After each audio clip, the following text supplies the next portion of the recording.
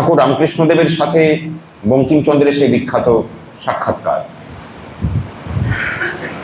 বিভিন্ন কথা বলেছেন, তারপরে কিছু কথা জিজ্ঞাসা করেছেন বঙ্কিমচন্দ্রকে, আমি সেসব দিকে যাচ্ছি না। ঠাকুর যেটা বলেছিলেন যে আগে নিজের কল্যাণ করো, তারপর লোকের কল্যাণের কথা ভাববে।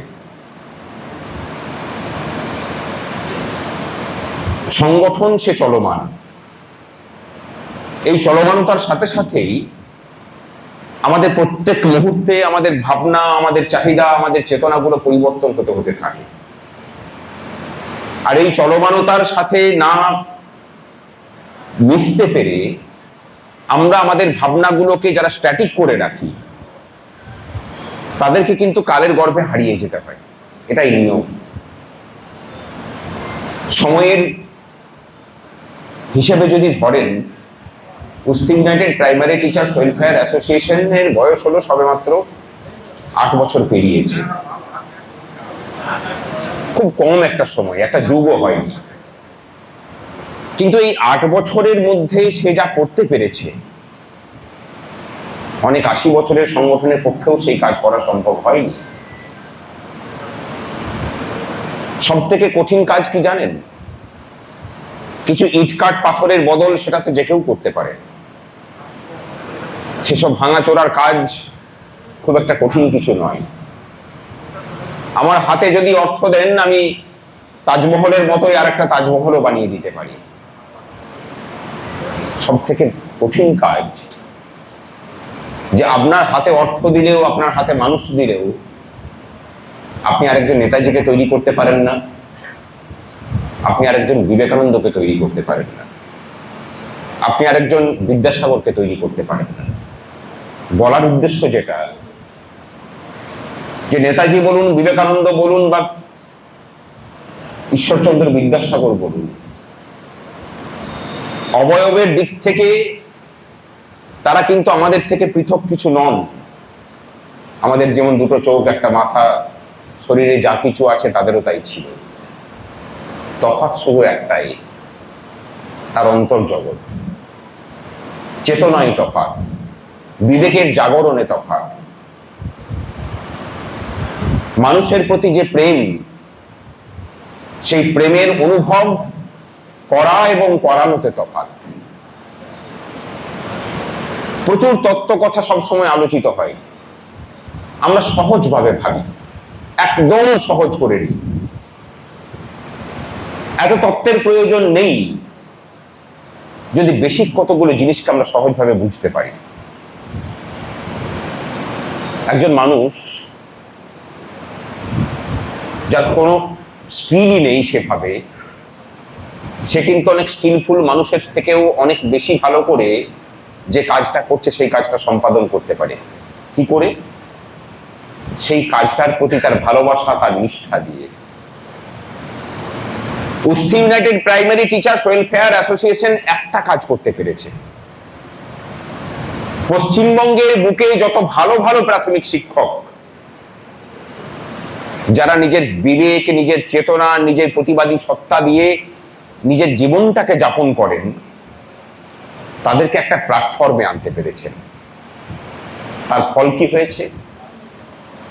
সৎ মানুষ দিকে যখন কোন রকমের কষ্ট সৃষ্টে একটা প্ল্যাটফর্মে নিয়ে আসতে পারা যায়, তখন সেখান থেকে সুখের যে তরঙ্গ নির্গত হয়, সেই তরঙ্গ অনেক কিছু মলিনতাকে ঢেকে দেয়, যেটা বর্তমানে হচ্ছে। অমলেশ কিছুক্ষণ আগেই জগদ্দল পাথরের কথা বলছিল। বাস্তবিকই বিগত 15টা বছর ধরে আমাদের বুকের উপরে চেপে বসেছিল বাঙালির জাতিসত্তা, বাঙালির জাত্যাভিমান, বাঙালির অহংকার। অহংকার কার? আমার ইতিহাস, আমার অহংকার। বাঙালির অহংকার বলে যদি কিছু থেকে থাকে, সে আমার ঠাকুর, স্বামীজি, নেতাজি, মা শারদা, আরো বহু মনীষী আছেন। তাদের কাউকে অপমান করতে বাকি রাখেননি। আমরা চুপচাপ সেগুলোকে হজম করে গেছি। আমরা চেয়ে চেয়ে দেখেছি যে আমার জাতির অহংকার খসে খসে পড়ছে, আর সেই উলঙ্গ শরীর নিয়ে বাঙালি জাতি কর্তা ভজার চরিত্রে অভিনয় করে চলেছে। এই জায়গাটাকে দাঁড়িয়ে যে মানুষগুলো এই জাতিটাকে চোখে চোখ রেখে প্রশ্ন করতে পারলো প্রথম, যে হে বাঙালি, তোমার অঙ্গের কাপড় খসে পড়েছে, লজ্জা নিবারণের জন্য অন্তত একখণ্ড কাপড় ঢাকা দাও, তারা অন্য কেউ নয়, আমার সামনে বসে থাকা এই গুরুকুল। এবং সেই গুরুকুল যারা প্রাথমিক শিক্ষকতায় এতদিন থেকে প্রাইমারি মাস্টার হয়েছিল, তারা তাদের নিজেদের প্রতিবাদ সত্তা দিয়ে গোটা কর্মচারী কুলকে পথ দেখাচ্ছেন, দেখিয়েছেন, ভবিষ্যতেও দেখাবেন।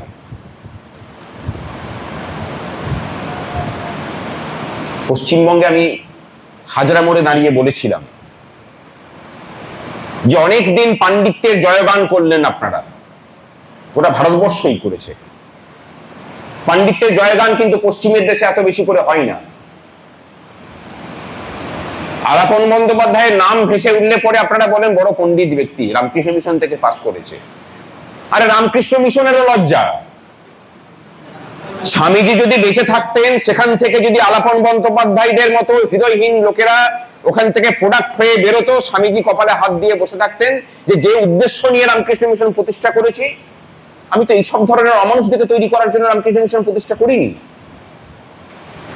একবার ভেবে দেখুন, ওই লৌহ মানবের শরীর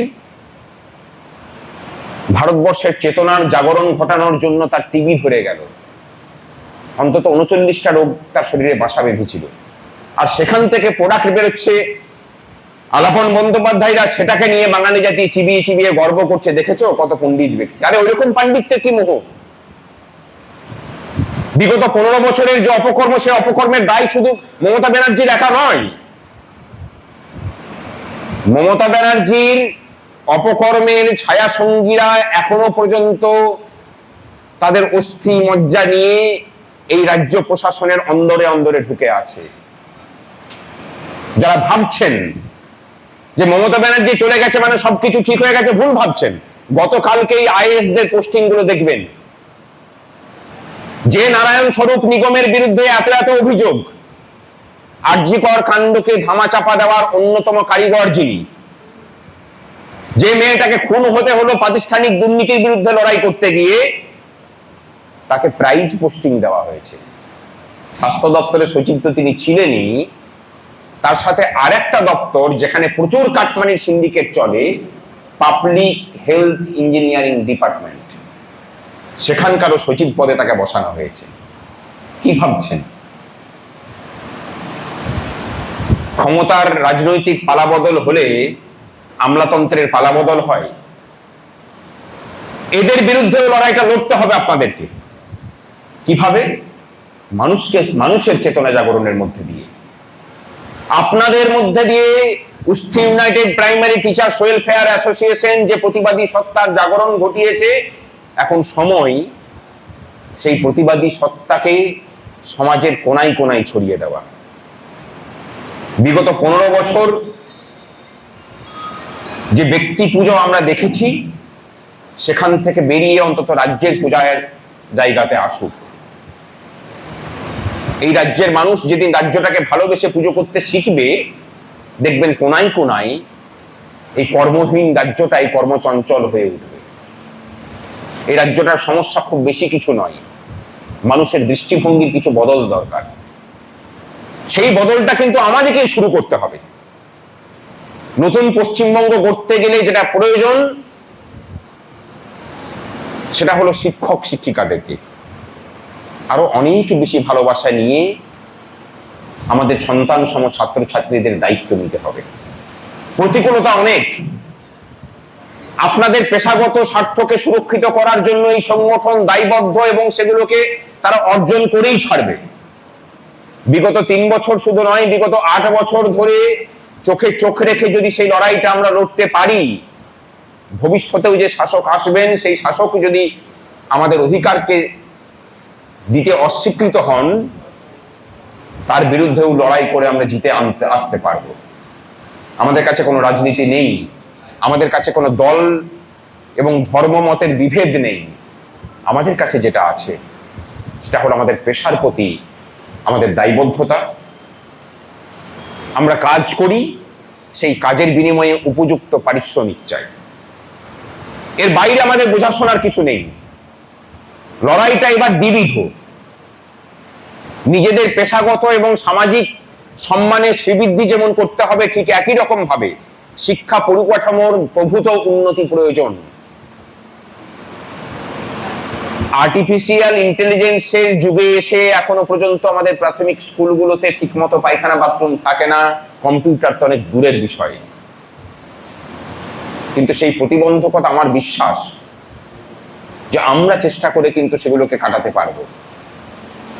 বিশ্বাস করুন, বিভিন্ন রাজ্যে যখন প্রান্তে প্রান্তে গেছি না, সেখানে যেখানে দেখেছি মানুষ কি বলেছেন জানেন, যে আমাদের এখানে বাঙালি টিচাররা থাকলে পরে মানুষ খুব খুশি হয়, কারণ তারা খুব দক্ষ।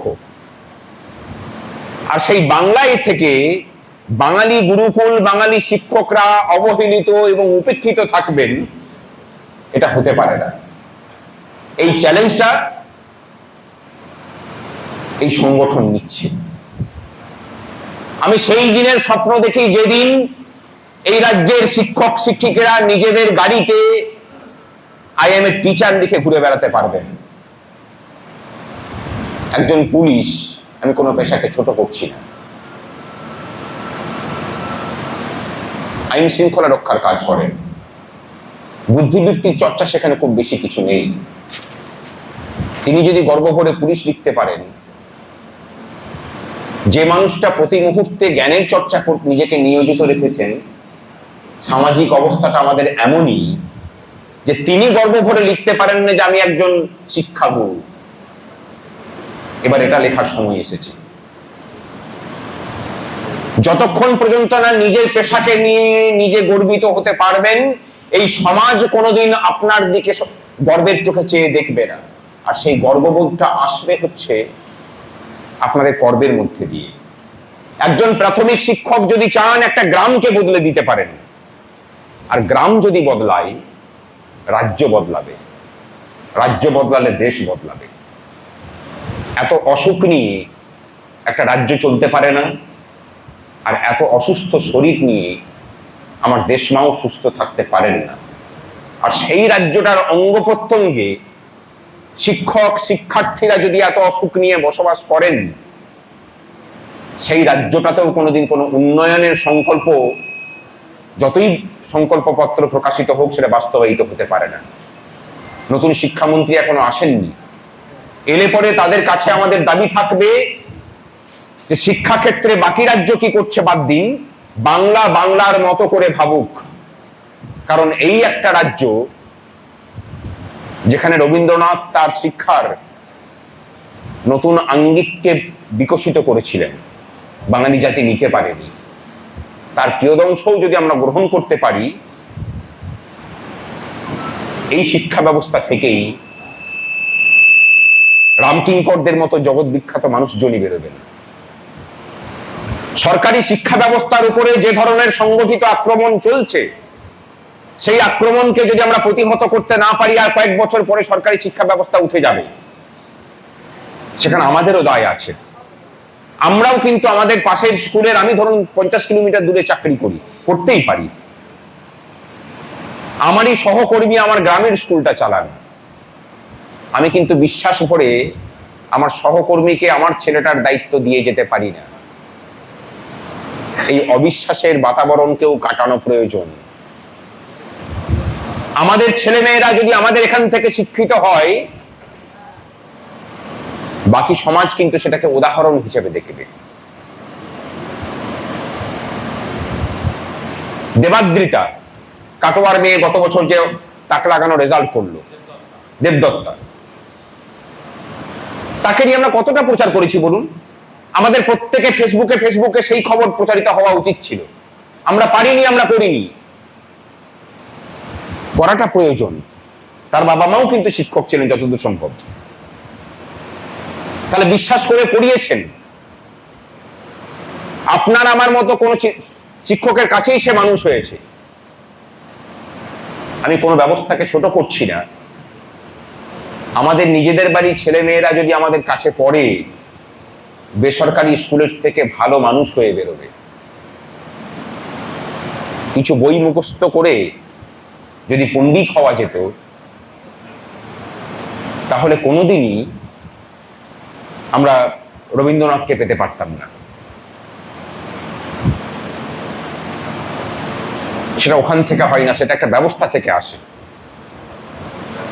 যে ব্যবস্থাটা এখনো পর্যন্ত সরকারি শিক্ষা ব্যবস্থাতে এক্সিস্ট করছে, সেটাকে আরো বেশি করে লালন পালন করতে হবে। চলুন এবার লড়াইটা সেটা হোক। কিন্তু সেটা করতে গিয়ে আমরা আমাদের নিজেদের দাবি দাওয়া ভুলে যাচ্ছি না। প্রচুর বঞ্চনা আমাদের সাথে। সেই বঞ্চনা নিরসনের জন্য যা কিছু করার আমরা করব, ভরসা রাখুন। অনেকে টেটের জন্য চিন্তা করছেন, কোনো কিছু চিন্তা নেই। নিশ্চিত থাকুন, টেট নিয়ে সমাধান সূত্র বেরোবে, সেটা আদালত থেকে হোক বা আদালতের বাইরে। আদালতেও এখনো পর্যন্ত প্রচুর রাস্তা পড়ে আছে। আপনাদের যা কিছু ভাবনা সেগুলো সংগঠনকে দিন, সংগঠন দায়িত্ব সহকারে সেগুলো নিরসনের চেষ্টা করবে। আর সংগঠনের যেসব সামাজিক দায়িত্ব, সেগুলো আপনারা হাতে তুলে নিন। একটা চক্রের, একটা আদর্শ শিক্ষা ব্যবস্থার একটা শিক্ষক বা একটা স্কুল তার আশেপাশের আরো 10টা স্কুলকে অনুপ্রাণিত করতে পারে ভালো কাজ করার। আমরা এই ভালো কাজগুলোর প্রসার ঘটাই। বাংলার মানুষ অনেক বছর ধরে বড় বেশি করে নেগেটিভিটি চর্চা করেছে। সেখান থেকে বেরিয়ে এসে চলুন কিছু পজিটিভ চর্চা করা যাক। বাংলার কোন কোনায় কোনায় কোন কোন ভালো কাজ হচ্ছে, বাংলার মানুষের কাছেও অনুরোধ, সেই ভালো কাজের খবরগুলো অন্তত একটু করে রাখুন, সেগুলোকে নিয়ে চর্চা করুন। পজিটিভ চিন্তন থেকেই পজিটিভ ভাবনার বিকাশ ঘটে। বিগত 8 বছর ধরে যে সিস্টেমের মধ্যে দিয়ে চলেছি, সেখানে সরকার ছিল আমাদের প্রতিপক্ষ। সেই সরকারকে আমরা সরিয়েছি। একটা নতুন সরকার এসেছে, এক শাসক গিয়ে পরে আরেক শাসক এসেছেন। সেই শাসক আমার বন্ধু, সেই শাসক আমার শত্রু, আমরা কিছু জানি না। আমরা কোনো শাসককে নিজেদের শত্রু বা মিত্র কোনো কিছুই ভাবি না। তার সাথে সম্পর্কটা আমাদের এইরকমই যে যতদিন তুমি আমাদের স্বার্থ রক্ষা করবে, আমরা ততদিন তোমার স্বার্থ রক্ষা করে চলব। আমরা অহেতুক লড়াইয়ে থাকি না, অহেতুক লড়াই আমরা নেই। কিন্তু শাসককেও ভুলে গেলে চলবে না যে তুমি যেমন আমাদের জন্য আছি, আমরাও তোমার জন্য আছি। সেই থাকাটা ততক্ষণই যতক্ষণ তুমি আনকন্ডিশনালি আমাদের স্বার্থকে সুরক্ষিত করবে। এর জন্য আমরা কিন্তু কোন রাজনীতির দাসত্ব করিনি, হয়ে যায়নি। ভবিষ্যতেও United primary teachers welfare association তার দল রাজনীতি নিরপেক্ষ যে অবস্থান, সেই অবস্থানকেই বজায় রাখবে। আমরা তার মধ্যে ঢুকবো না, কারণ এটা গোটা ভারতবর্ষে ট্রেড ইউনিয়ন বলুন আর কর্মচারী আন্দোলন বলুন, তার আদর্শ। সেই আদর্শটাকে অন্যান্য রাজ্য মেনে চলে বলে ওইসব রাজ্যে কর্মচারীরা যেসব সুযোগ সুবিধা ভোগ করেন আমরা ভাবতেও পারি না। United primary teachers welfare association এই কাজটার, এই স্বাদ অরাজনৈতিক ভাবে চলার, দল রাজনীতি নিরপেক্ষ ভাবে চলার যে স্বাদ, গোটা রাজ্যের কর্মচারী সমাজকে অন্তত বোঝাতে পেরেছে। মানুষ বুঝেছেন। এবং এবারেই মনে হয় প্রথম কর্মচারীরা নিজেদের দল রাজনীতিকে দূরে ছড়িয়ে ফেলে কেবলমাত্র পেশাগত স্বার্থকে সুরক্ষিত করার জন্য ভোট দিয়েছেন। পশ্চিমবঙ্গের ইতিহাসে এটা প্রথম। এবং এই পথটা দেখিয়েছেন অন্য কেউ নয়, এই রাজ্যের প্রাথমিক শিক্ষকরা। প্রাথমিক শিক্ষকরাই পশ্চিমবঙ্গকে এখন পথ দেখাচ্ছে। বিগত 3 বছর ধরে আপনাদের নেতৃত্বে যে উত্তাল আন্দোলনের রাজ্যের মানুষ দেখেছে, একটা শ্রেণী সেখান থেকে নিষ্ক্রিয় হয়ে থেকে দেশভক্তির গুণকীর্তন করেছে। দেশভক্তি কোনো কর্মবিমুখতা নয়, দেশভক্তি অন্যায়ের বিরুদ্ধে প্রতিবাদে সামিল না হয়ে মুখ ঘুরিয়ে সেই প্রতিষ্ঠানকে তৈলমর্দন নয়। যাদের কথা বলছি তারা নিশ্চয়ই বুঝতে পারছেন। বিগত 3 বছর ধরে যাদেরকে লড়াইয়ের ময়দানে কোনোদিন পাওয়া যায়নি, যারা বিভিন্ন বাহানাতে পাশ কাটিয়ে থেকেছেন, এখন তাদেরই ছাতি ফুলে 60 ইঞ্চি হয়ে গেছে। এত বীরত্ব আর রাখা যাচ্ছে না, এত দেশভক্তি সেটাও আর ধরছে না। শরীরের থেকে বেরিয়ে দেশভক্তি চলে আসছে। এখন দেশের কল্যাণটা করবে কিভাবে? কর্মবিমুখতা, অন্যায়ের সাথে আপোষ করাটা দেশভক্তি? যেখান থেকে তোমরা সেই দেশভক্তির শিক্ষা নিচ্ছ, বাঙালি জাতিকে সেই দেশভক্তির শিক্ষা দিতে এসো না। আমাদের কাছে দেশভক্তের উদাহরণের কমতি নেই। আমাদের কাছে স্বামী বিবেকানন্দ আছেন, আমাদের কাছে নেতাজি সুভাষচন্দ্র বসু আছেন। আমাদের অন্য কারোর কাছ থেকে দেশভক্তির পাঠ নেওয়ার প্রয়োজন নেই। কুস্তি United primary teachers welfare association তার দেশভক্তির জায়গাতে এই দুটো মানুষকে বসিয়ে রেখেছে। আমরা বিশ্বাস করি যে স্বামীজির দেশভক্তি এবং নেতৃত্ব গুণের বহিঃপ্রকাশ যদি কারোর মধ্যে ঘটে থাকে, সেটা নেতাজি সুভাষচন্দ্র বসু। আর আমরা প্রতি মুহূর্তে তাদের চরণতলে বসে সেই প্রার্থনা করি যে তোমাদের লক্ষ কোটি ভাগের বোধের যদি এক অংশও আমরা পাই, এই দেশটাকে উত্তাল করে দিতে পারি। হয়তোবা তাদের আশীর্বাদ কিছুটা পেয়েছি বলেই এই জঙ্গলের রাজত্বের অবসান ঘটিয়ে অন্য একটা রাজত্বকে নিয়ে আসতে পেরেছি। স্কুলে স্কুলে যখন তারা আসবেন, তখন তাদেরকে জিজ্ঞাসা করবেন যে বিগত 3 বছরে তাদের অবদানটা কোথায় এই সরকারের বিরুদ্ধে আন্দোলনের? কোন দেশভক্তির কারখানাতে তারা শিক্ষা নিয়ে এমন করলেন যে লড়াইয়ের ময়দানে তাদেরকে দেখা গেল না কোনোদিন? তাদেরকে জিজ্ঞাসা করবেন যে টেটের সমস্যার সমাধান, সেই বিষয়ে তাদের অবস্থানটা কি। তাদেরকে জিজ্ঞাসা করবেন যে অবৈতনিক শিক্ষাকে রক্ষা করার জন্য তাদের ভূমিকাটা কি গোটা দেশ জুড়ে। এই 3টে প্রশ্ন করুন। আমরা প্রশ্নটা তুলি কারণ আমাদের বিরুদ্ধেও প্রশ্ন উঠলে সেগুলোর জবাব আমাদের কাছে রেডি থাকে।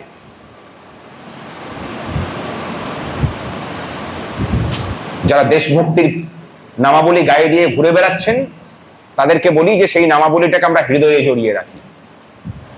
আমাদের কারোর পাঠ লাগে না।